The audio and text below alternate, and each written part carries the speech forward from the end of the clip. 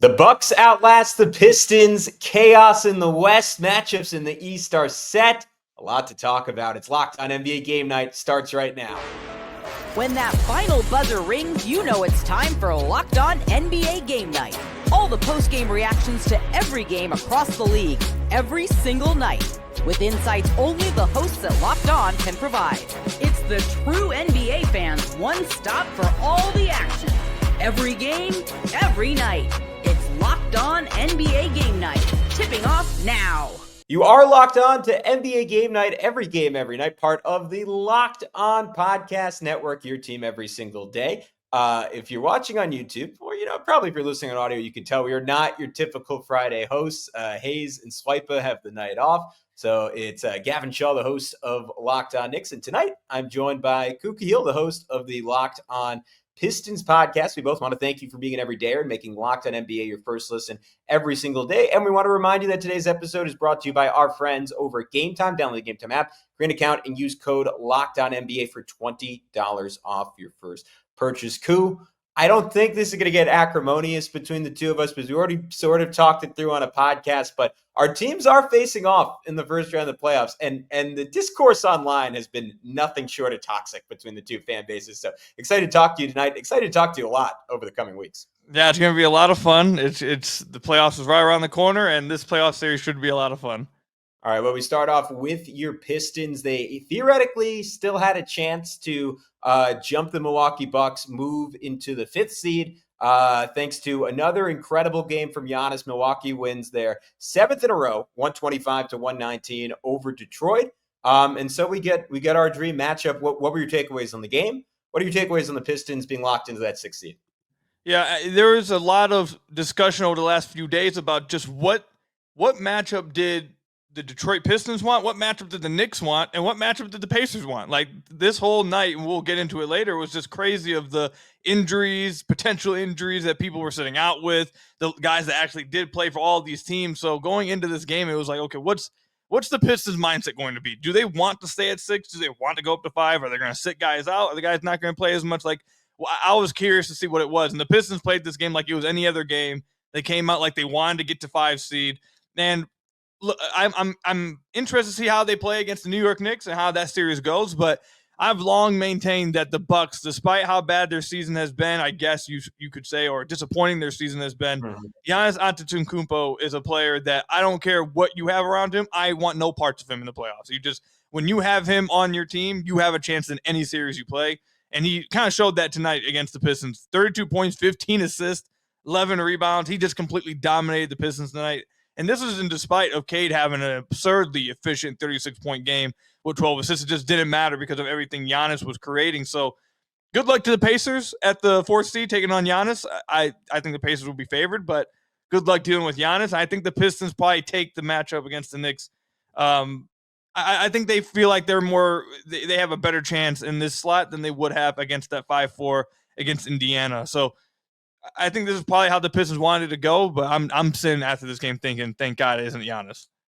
You know what? I had the exact opposite perspective. I at least for the New York Knicks, I was hoping for Milwaukee. I think they were probably hoping for Milwaukee having won 3 straight in a row against the Bucks, totally dominating the season series this year. But that's not going to happen. And to your point, when Giannis is playing like this over that 7-game winning streak, 31 points per game, 12 rebounds, 11 assists, shooting 61% from the floor. He's going to be the best player, at least in the Eastern Conference, in any series that he walks into. 8 different guys on Milwaukee with 9+ points. Bobby Portis, triumphant return, 17 points. 10 rebounds for Detroit. You said Cade was amazing. Malik Beasley hit 7 threes. Not quite enough. We're going to get Knicks Pistons. The Knicks still had an opportunity to change their fate if Indiana complied. The Pacers didn't play anyone. They lost to Orlando. And the New York Knicks, they tried to win. They tried to get the 3 seed in successful fashion. Unfortunately, they fall to 0-10 against the top 3 teams in the NBA, despite Cleveland sitting Donovan Mitchell, a couple key bench pieces. They're still not able to beat the Cavs. A 23-point lead in the first half,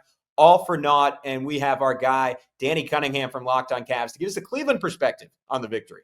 It's Danny Cunningham from Locked On Cavs here after the Cavs beat the New York Knicks 108-102 in Madison Square Garden. This means the Cavs have swept the New York Knicks, and Darius Garland was a big part of this. Darius had 13 points of his 26 points in the fourth quarter. He was a perfect 6 of 6 from the floor. This is the second time this year that Garland has gone into Madison Square Garden and did this same thing. It was one of the early games in the season where it was kind of like Darius Garland is back to being Darius Garland moments. And then after a bit of a slump that he's been in post All-Star break, I think this kind of serves as another Darius Garland is back to being Darius Garland type of moments. He was really good. He was a big reason why the Cavs won this game. They came out flat. I thought the first quarter was pretty low energy for Cleveland. They trailed by as many as 23 with just under 9 minutes left to play in the second quarter, and then they really upped their intensity level. They upped what they were doing defensively. They executed much better offensively, and then, as I said, Darius Garland took them home. The Cavs have one more game left that separates them and the postseason. That game is against Indiana on Sunday. It's not going to matter, but the Cavs, I do think, can feel pretty good about themselves after this one heading into the postseason. All right, so that's the report from Cleveland. Knicks' perspective on this game, Koo. Not great for the New York Knicks. You give up 7 picks this offseason, presumably with the idea that you were going to have a substantially higher ceiling, and they have not shown that struggling against the 3 best teams in the NBA. They've now lost 3 in a row after winning the first game since Jalen Brunson returned. He scores 27 points in this one. Looks pretty good offensively, but still just a bit indecisive down the stretch. Just 2 assists in this game, and Cleveland really had a lot of success attacking him on the other end of the floor. Darius Garland going right at him. Brunson tried to show and recover with the game tied at 98 in the last 3 minutes. Max Strus 3, where Mikal Bridges doesn't get back, or Brunson doesn't get over to Strus fast enough. Another Strus 3. Knicks try to change up the coverage. Instead, Darius Garland drives Brunson, gets a layup. Knicks able to counter a couple of times down the stretch of this game, but ultimately Cleveland takes it. I'm not feeling good about how the Knicks are playing coming into the playoffs. So we'll see how that series goes with Detroit. But in other news in the Eastern Conference, we already alluded to it. The Pacers lose to the Magic. Doesn't really matter because Indiana, or it does matter in the sense that forced Indiana into the 4 seed officially, where I think they actually would rather be taking on Milwaukee and not being on the same side of the bracket as the Boston Celtics. But let's hear from Tony East to confirm if my suspicion is correct. Here's Tony with the latest from Indiana. The Magic, of all teams, with an offensive explosion to beat the Pacers. Tony East here with Locked On Pacers. Magic scored 80 points across the second and third quarters as they beat the Pacers 129-115. The Pacers already knew they had home court advantage, a little to play for. They couldn't have known entering the day who they were playing in the first round. None of their starters played. None of Orlando's starters played either, but the Magic bench players were much better in this game, sharper on offense for much of the night, and the Pacers' strong surges were too late or not strong enough early in the game. Good minutes from Johnny Furphy, a rookie with his career high. Jarris Walker had a nice night, but not enough good for the Pacers, obviously, as the Magic ran them over. The story for the Pacers, though, they officially will be the 4 seed with this loss, and the Bucks beating Detroit means it's Pacers-Bucks again for the second straight year. Should be super fun. 2 teams that have played each other a ton in big games in the last couple seasons. Pacers know what it takes to beat them, but the Bucks have been better this year. We'll have much more on Locked On Pacers. Cool. I know you touched on just a general fear of Giannis, but any thoughts on that first round matchup being set between Milwaukee and Indiana second straight year? Yeah, I mean, like I said earlier, it felt like the Knicks and the Pacers were saying, we want Milwaukee. We take Milwaukee on. And from a Pistons perspective, like I said earlier, it was just something I would not have wanted any parts with because of Giannis. But, I mean, once I saw that the Pacers were sitting down all of their players, I was like, yeah, it's going to be Pistons Knicks. The Pacers very much want to play against the Milwaukee Bucks. I'm interested to see how this series goes. The Pacers are the better team. The Pacers have the more well-rounded team. They've been, I mean, I know Milwaukee's on a 7-gamer actually, so actually this might be wrong, but for the last 15 to 20 games, the Pacers have been a really hot team playing really well. I'm interested to see how it goes. Giannis is just Giannis, dude, and I feel like there's something going on over these last 7 games. They're getting some good play from KPJ as of late. Bobby Portis is back, and Giannis is taking it to another level. I think Milwaukee has a chance to upset Indiana, but Indiana's probably a heavy favorites here. They are a much better, well-rounded team outside of their main stars. All right, Orlando's locked into 7. The latter half of the Eastern Conference is also solidified, but we're going to have to wait just a sec before getting into that because there is chaos in the Western Conference, an all-time traffic jam out west. We'll get into that in just a sec here on Locked On NBA Game Night. But first, I want to tell you about our friends over at DoorDash. NBA fans, get ready. They swoosh, you save. Thanks to Dash Pass, every time a player drops 50 or more points in a game, you score a huge deal the next day. It's simple. When any player scores 50 or more in a game during the 24-25 NBA regular season, Dash Pass members get 50% off an order, up to $10 off the next day from noon to midnight. Here are a few ways that you can take advantage of this deal. You can get a game day feast going after an epic 50-point performance. Celebrate by ordering wings, pizza, or burgers from your favorite spot delivered straight to your door. Late night cravings, whether you're staying up watching highlights or just need a midnight snack, use Dash Pass to grab something delicious while saving big. Or if you're fueling your watch party, planning to catch the next game, order your go-to snacks and meals at a discount and get ready for more high-scoring action. So sign up for Dash Pass and be ready to save. When any player scores 50 or more in a game, Dash Pass members get 50% off an order the next day, up to $10 off. Just use promo code NBA50 from noon to midnight after a 50-point game on eligible orders at participating merchants. Must have an active Dash Pass account. Terms apply. Visit DoorDash to learn more. All right, what's up, guys? We're back here on Locked On NBA Game Night. We covered the top of the East. Now let's cover the top of the West. For some of you, but a lot of you, based on how many hats I see, your Los Angeles Lakers, the third seed in the Western Conference. Andy Kamenetsky has the breakdown for us from Locked On Lakers. This is Andy Kamenetsky, co-host of Locked On Lakers podcast, and the Lakers get a 140-109 win over a half-active Houston Rockets. They'd already clinched the 2 seed, so they sat a lot of guys. The Lakers have now clinched the 3 seed. That was the A story of this game. The B story was briefly it appeared like LeBron James had re-aggravated that problematic groin, but he never went back to receive any type of treatment, and at one point was jumping up and down on the sidelines with Austin Reeves. So safe to assume he is fine. Like many starters, he will be getting likely the game off on Sunday. C story of the game, Rui Hachimura. Very excited to see Bruce Springsteen sitting courtside. For more Lakers coverage, make sure you're watching Locked On Lakers on YouTube and listening wherever you get your podcasts.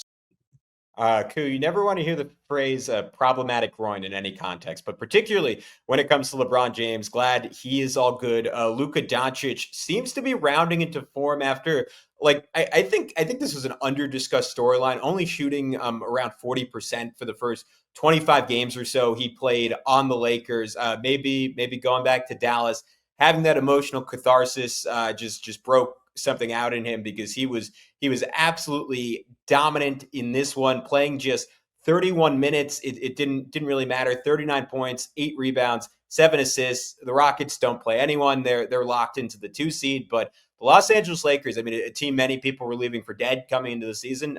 Turns out you just need one generationally great trade to get you back on track.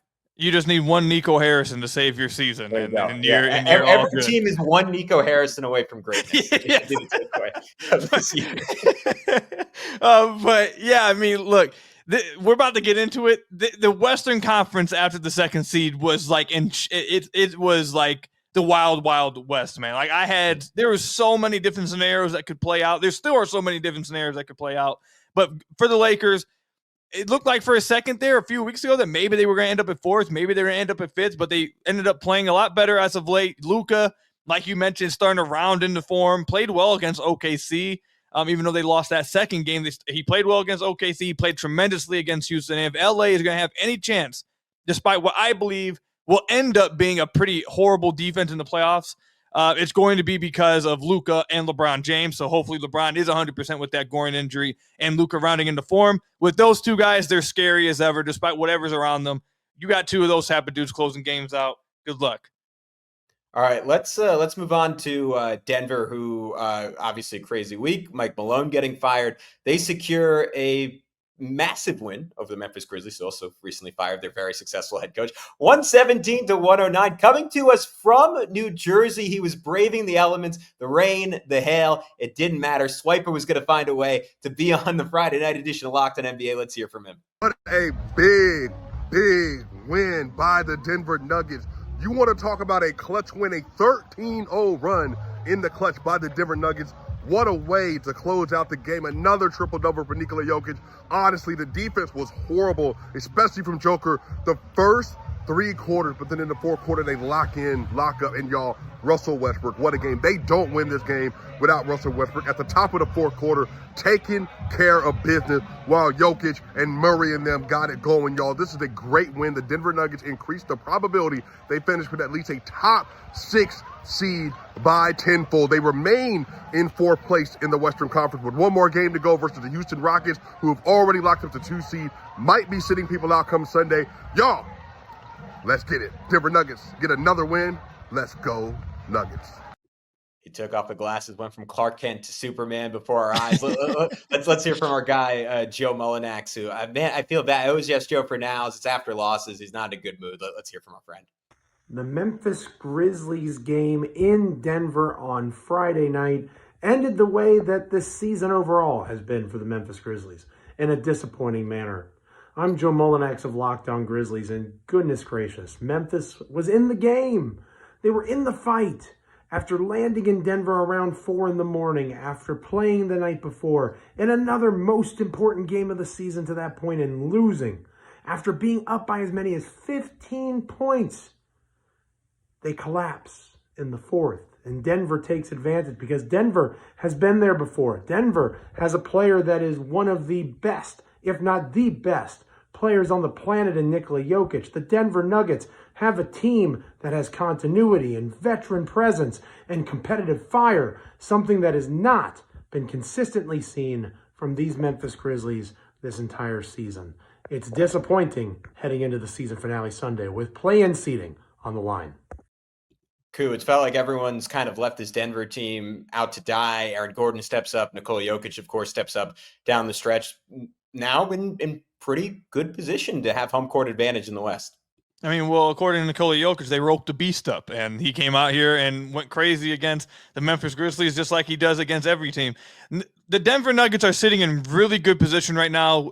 There's no real chance for them, I don't believe, for them to get to the play-in. It would have to have the Nuggets would have to lose to a Houston Rockets team that in their next game. It probably won't be playing many players, and the Warriors would have to end up winning. So they would need 2 things to happen for them just to fall out of the play-in. There's so many different scenarios that involve them staying within the top 6 seed, like Swipa mentioned. I also feel like Swipa, listen, man, if you end up watching this, I feel like you are trying to get the rust stands off your back a little bit with that little shout out there. I don't think you believe that a lot, but Denver is sitting in good position right now. I expect them to be in the top 6 seed.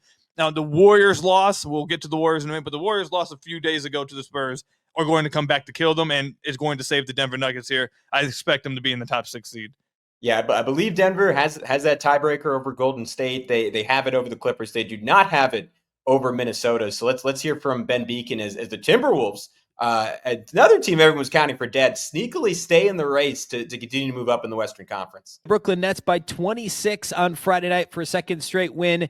But the headline is that Anthony Edwards is very likely to be suspended for Sunday's regular season finale. I'm Ben Beacon, host of the daily Locked On Wolves podcast, and Ant picked up another technical in the second quarter of this game. And unless it's rescinded by the NBA on Saturday, he will miss Sunday's final regular season game, which is, for all intents and purposes, a must win. Yeah, they'll still be in the playoffs, but they may be in the play-in if they don't win Sunday. The last time Ant was suspended, the Wolves did lose to Utah. Of course, the Jazz will be incentivized to lose when it comes to lottery positioning on Sunday anyway. But this game was never in doubt. Minnesota was ahead early. They were up 12 at the end of the first quarter. They won by 26. They had another really big third quarter, just like they did in Thursday night's win in Memphis. And right now, all eyes are on the NBA. Will they rescind the technical? Is there a shot Ant could play Sunday so the Wolves could try and get out of the play-in? This one, Rudy ties his career high, 35 points, 11 rebounds for Rudy Gobert. Julius Randle, another solid game. Nickeil Alexander-Walker, 10 points off the bench. Again, outcome never in doubt against a very short-handed Brooklyn Nets team. Will Ant be suspended to miss Sunday? We don't know. Stay tuned. Final game for the Minnesota Timberwolves of the regular season against the Utah Jazz. One you would think even without Anthony Edwards they'd likely win, but you would certainly like to have Anthony Edwards out there when your playoff fate is on the line. Minnesota right now the 7th seed, but same record as Golden State. So if the Warriors lose, only game back of the Clippers. I believe. Let me check my handy dandy chart. via Worldwide Wob. They have the tiebreaker over the Clippers right now. So if LA stumbles, they could still move up a little bit. But let's talk the Clippers, because they almost had a really bad loss, up by 9 with 3 minutes left against the Kings. Zach LaVine with 3 seconds left. Frenetic comeback, makes 2 free throws. Kings steal the inbounds pass. DeMar DeRozan, I thought this was a microcosm of the Kings season, misses the would-be game-winning 3. Clippers, man, just barely hold on, playing with fire. But the Clippers, I feel like I'm saying this about all these teams, like still very solidly positioned because they won that game 5th seed right now and on track to play a Denver Nuggets team that could be, which feels insane to say when they have the best player on the planet, could be the most desired opponent outside of the Memphis Grizzlies in the first round out west. Yeah, it's look, the standings between the 4 and 7 seed are absolutely insane. If the Clippers win their next game and the Nuggets don't, the Clippers jump up to the 4 seed. The Clippers can go from being a home court team if they win and the Nuggets lose to being a 7 seed if the Warriors beat them and the Nuggets win. Like the falling and rising that's going to happen with just one day on Sunday is going to be insane. But look, like you mentioned, it was a great win for the Clippers simply because if they would have choked that game, if they would have let that game go, that would have had major playoff implications for them. And for a team that has Kawhi Leonard, really, let's just stay with Kawhi Leonard here. You want to give him as much rest as possible. You do not want to waste any of the games that you have of Kawhi Leonard per year with the play-in. So they still have some business to wrap up on Sunday, but they stay alive, put themselves in good position to where they could end up as high as the 4 seed with home court advantage in the playoffs. And I don't think many people thought they would be in that position at the beginning of this year, but here they are playing really well. All right, let's real quick hit on Golden State. Game wasn't all that interesting against the Portland team that's been playing great basketball since a little bit before the All-Star break. 103-86. Jimmy Butler scores 24 points in that one. But to your point, it all comes down to Sunday against the Clippers. It is almost a borderline play. I mean, it's a playing game to avoid the play-in. What's your early prognosis there? And it feels like there's a world where Golden State just looks back at Harrison Barnes and saying, "Man, our former guy ended our season."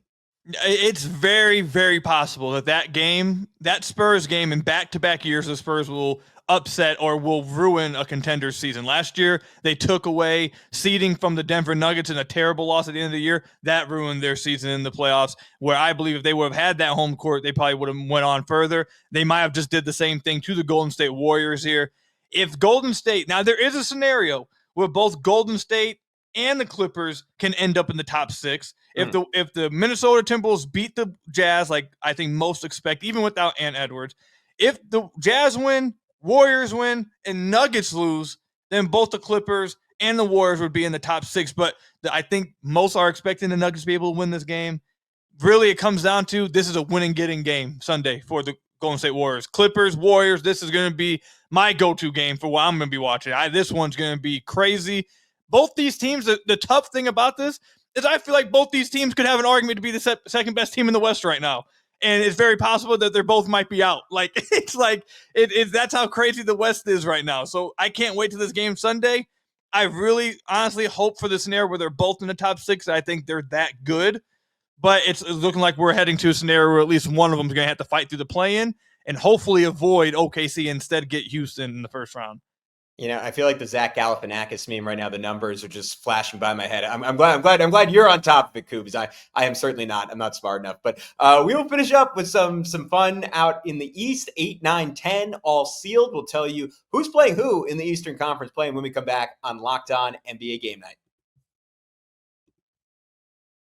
There's nothing like energy of a live game, whether it's catching a last-minute MLB showdown or soaking in the excitement of an NBA matchup. But finding great seats at a great price, that used to be a challenge until I found Game Time. Game Time makes scoring last-minute tickets easier than ever. Prices actually drop as the event gets closer, and with their all-in pricing, you see the total cost upfront, no surprises at checkout. Save up to 60% off buying last-minute for sports, concerts, comedy, theater, whatever event you want to attend to. Game Time got it for you with seat views before you buy, no surprise fees, and a lowest price guarantee. You can book with total confidence. Their lowest price guarantee means you never have to worry about overpaying. Take the guesswork out of buying tickets with Game Time. Download the Game Time app, Create an account and use code LOCKEDONNBA for $20 off your first purchase. Terms apply. Again, LOCKEDON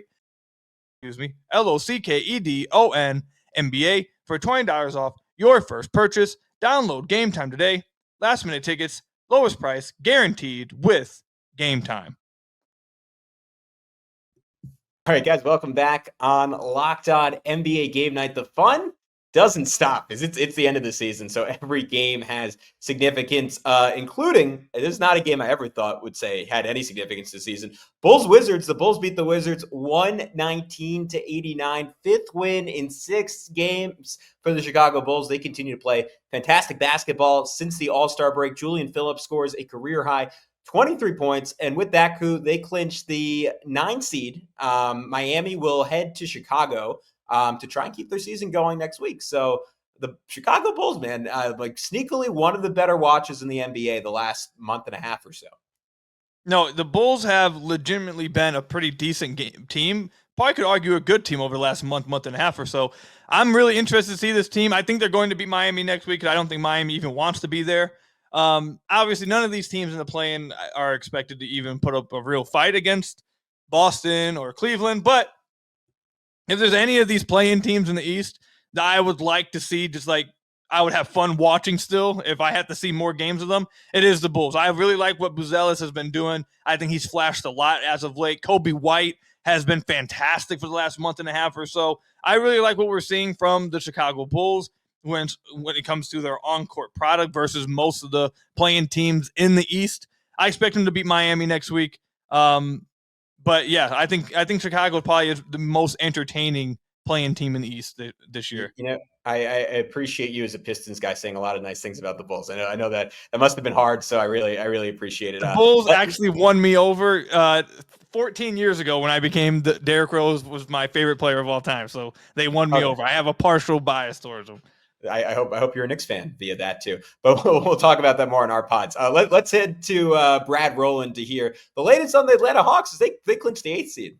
Friends, my name is Brad Rowland. I'm the host of the Locked On Hawks podcast, and the Hawks picked up a victory that they needed on this Friday evening, topping the Sixers on the road by a 14-point margin.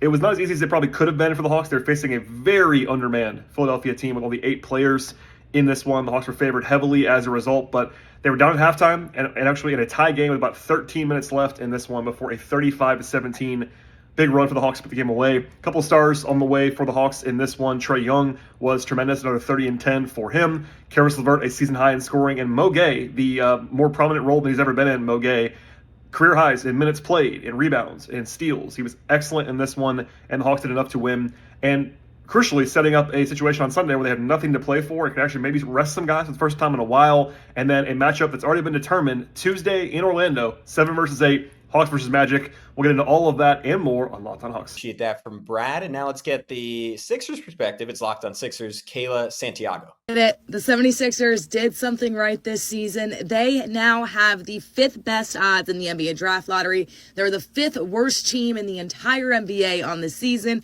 as they fall to the Atlanta Hawks 124-110. But they did have us in the first half.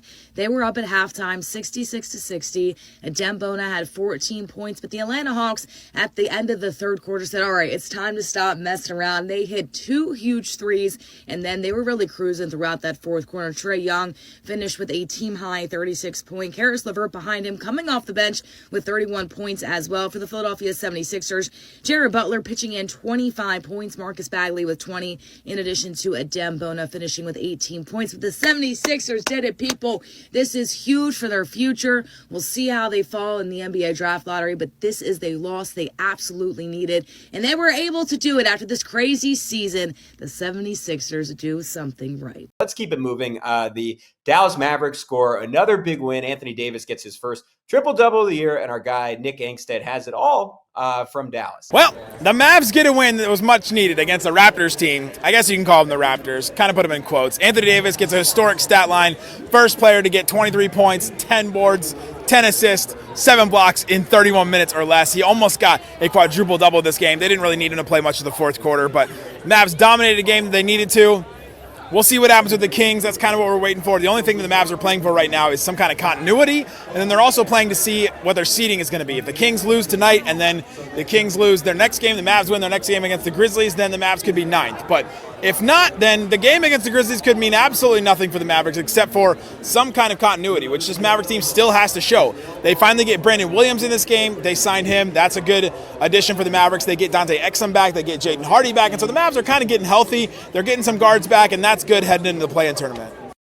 All right, that's the latest from Dallas. The Miami Heat get a big win. Wes Goldberg breaks it down. The Miami Heat beat the New Orleans Pelicans, blow them out.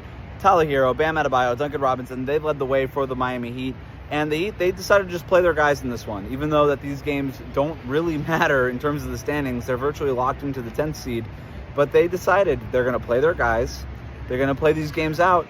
And they're going to try to build some momentum going into the play-in tournament. They beat the Pelicans tonight. They've got the Washington Wizards on Sunday. There's a chance that the Heat could be on a 2-game win streak going into the play-in tournament. And nobody's ever come from the 10th seed to come out of the play-in tournament and make the playoffs. The Heat are trying to be the first team to do that, but they've made history before. They're going to try to make history again. We'll see if it works out. Wes Goldberg, more on Locked On Heat. Wes Goldberg and the Miami Heat revving the engine coup. Is there still any reason? I know Bill Simmons always talks about it as the zombie Heat. Is there any reason to still fear the Heat, or is this pretty much done? It's cooked. I'm sorry, Wes. It's cooked. You guys will be losing next week. All right, Dr. Koo with the calling it. They're in the morgue. One team not in the morgue, very much alive, the Boston Celtics. Let's hear from John Corrales. Boston Celtics turned a 1-point halftime lead into a 36-point final differential here at TD Garden, easily dispatching the tanking Charlotte Hornets. They started out cold, but they got a big second quarter from Al Horford, and they ended up shooting 23 of 51 from 3. Third quarter was another domination. Fourth quarter, also another domination. They scored 37 and 39 points in the third and the fourth. Once those threes started to fall, there was nothing Charlotte could do about that. The starters didn't play in the fourth quarter. Peyton Pritchard handled the finishing business for Boston. Now, the final game of the regular season. Same two teams do it right here on Sunday afternoon, and the starters are probably done. That's going to probably be more of a G League contest on Sunday. Yeah, only thing to really watch in Boston, Jaylen Brown, that knee injury did not look particularly good over the weekend against the New York Knicks. Sits out this game.